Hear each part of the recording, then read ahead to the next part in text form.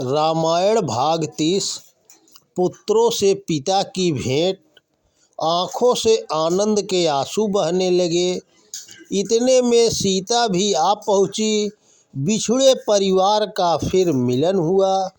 पहले ज़माने में राजा अपना साम्राज्य बढ़ाने के लिए अश्वमेध यज्ञ करते थे। गुरु वशिष्ठ के कहने पर श्री राम ने भी अश्वमेध यज्ञ का प्रारंभ किया।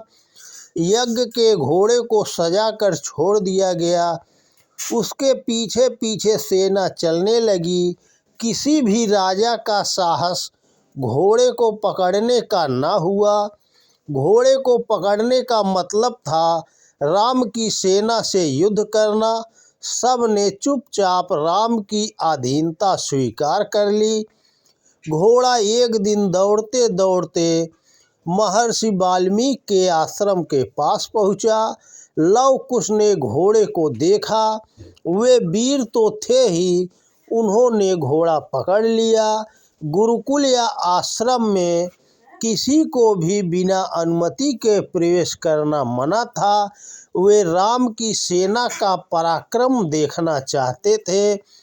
बस इसी बात पर युद्ध छिड़ गया। लवकुश के पराक्रम से राम की सेना घबरा गई। भरत, शत्रुघ्न, लक्ष्मण सब उनसे युद्ध में हार गए। लवकुश ने उन सबको बंदी बना लिया। हनुमान भी बंदी बना लिए गए। लवकुश के शौर्य की कहानी श्री राम तक पहुंची। तब श्री राम स्वयं उनसे युद्ध करने आए। राम उन बालकों के शौर्य पर मोहित हो गए। उन्होंने उनका परिचय जानना चाहा।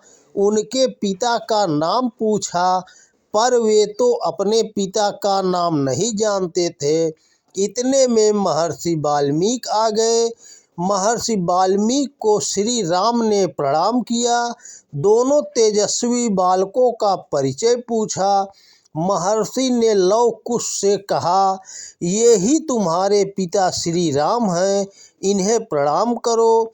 लव कुश ने पिता के चरण स्पर्श किए। राम का हृदय पुत्र प्रेम से भर आया। आँखों से आनंद के आंसू बहने लगे। इतने में सीता भी आ पहुँची।